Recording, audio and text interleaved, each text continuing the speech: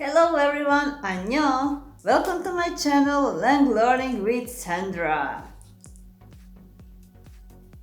Today we will learn a new consonant and new vowel again, and those are consonant and vowel.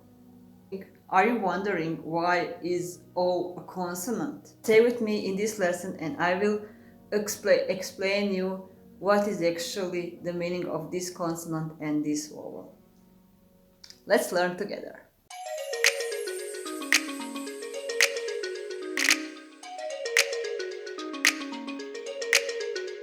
But before I start the lesson, I just wanted to say thank you guys. So in less than 2 months, I got over 300 subscribers and I can't say how grateful I am to you. So I hope you will learn with me and that I will actually teach you something and that I will help you with your Korean and other languages. And actually I have a lot of surprises for you, but stay tuned, subscribe to this channel and you will see a lot in the next videos. Okay, so let's learn now. So let's learn. I will first show you how to write the vowel from this lesson and then how to write the consonant, because we need that vowel to write the word with that consonant. So let's begin. Okay, so new vowel is actually this. It is I, English I, but it is reading in Korean as E. E. Okay. So it is hard to make a word now with that letter because you don't know a lot of letters. But for example, kogi would be a word with that letter and E. You see how to pronounce it? Kogi, E. Okay. But I will now give you example when we learned a new consonant. So this consonant also have one strike, just as a vowel. So you see, only one strike. Okay. And this letter has two way of how is reading, and it depends where is actually standing. So, for example, we can't write this. A-E is actually on Korean child, but you can't write it like this because it doesn't have a consonant. It is just two vowels, and we said already in Korean rules that we can't make a word with only vowels. We need consonant and vowel all the time, except where we are laughing. That is an exception because ha ha ka ka, that isn't actually a word. It is just imitating the word that we are making with our voice, with our mouth. Okay, with our mouth. We are making the word with our mouth. So if we need consonant and vowel, this letter is using for that. So if we want to write child or on the in the Korean I, we write it like this: consonant, vowel, consonant, vowel. I. You see what I made this? So this is consonant, this is vowel, this is consonant, this is vowel. So we have a normal word now. So whenever you have a vowel, but it is standing alone, and you need to make a word, you just add this.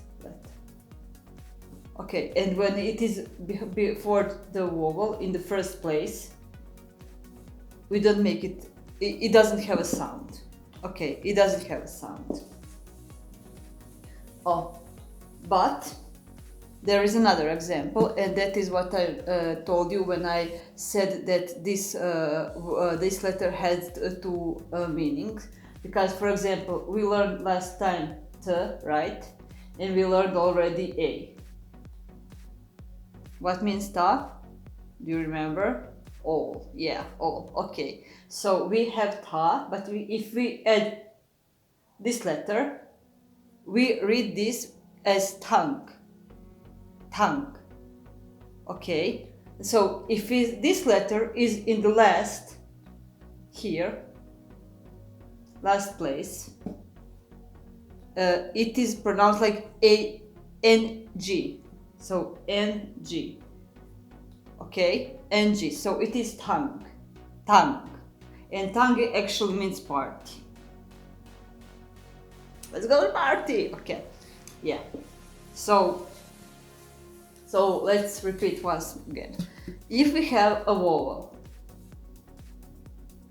we can't write I like this. I is a child. And we need in Korean, for Korean has a rules that vowels can't stand alone. We need a consonant. This consonant makes word with vowel. So I is written like this. But if this is this consonant isn't in the first place, like this, it is reading. It has a sound. So if it is on the first place, it doesn't have a sound. But it is in the last place, it has a sound. So for example, I told you already, t, a, ng. Znači, so tongue, and it means party. Okay.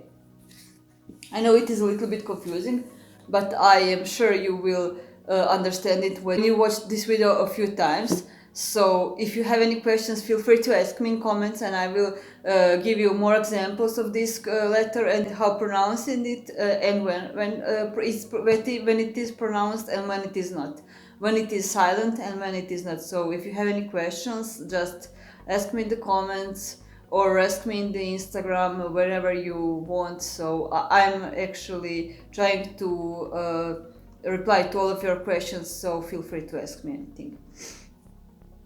Okay, now we have a new word. Again, we're using a vowel, a consonant. We learned this letter before, right? If we are too lazy to write T, we write O, right? Okay, I hope you didn't forget. If you did forget, just watch my previous video. Okay, so O, D, E, OD. OD means where. So if you want to ask someone where is something, OD. Well, actually, I just realized this, but in Croatian, when you say OD, it means go away. Go away. OD. Go away. So in Korean it means where, but in Croatian means go away. So don't say that in Croatian. Okay. So then we have another easy word, and it is like this.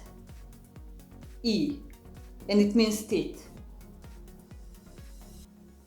So if you go to the dentist and you want to, in Korea, you had a toothache, and you go to the dentist and you want to say in Korean, you just say E. Okay, so let's repeat what we learned. We learned first E as a vowel, and we learned consonant that has two meanings. It can be silent when it is with a vowel, and it can sound like a ng. Okay. Then we learned a few words, right? We learned E, which means child. Then we learn O, D, which means where, and then we learned E, which means teeth. Okay, so we learned again a new letters, and we will learn in the next video more letters. So if you have any questions, feel free to ask me. If you have any recommendation for what you want to learn after we learn whole Hangul, whole Korean alphabet, feel free to tell me in the comments. And if you want to learn Croatian, feel free to tell me in the comments what do you want to learn in Croatian, because I'm planning to make a Croatian video also. And I'm actually going to to the Germany soon, so to the trip to the Germany, so I will also make one short German video with the German lesson. So stay tuned, subscribe if you like this lesson, subscribe if you want to learn more languages, and if you have any questions, feel free to ask me. Feel free to follow me on the Instagram, feel free to subscribe to my channel.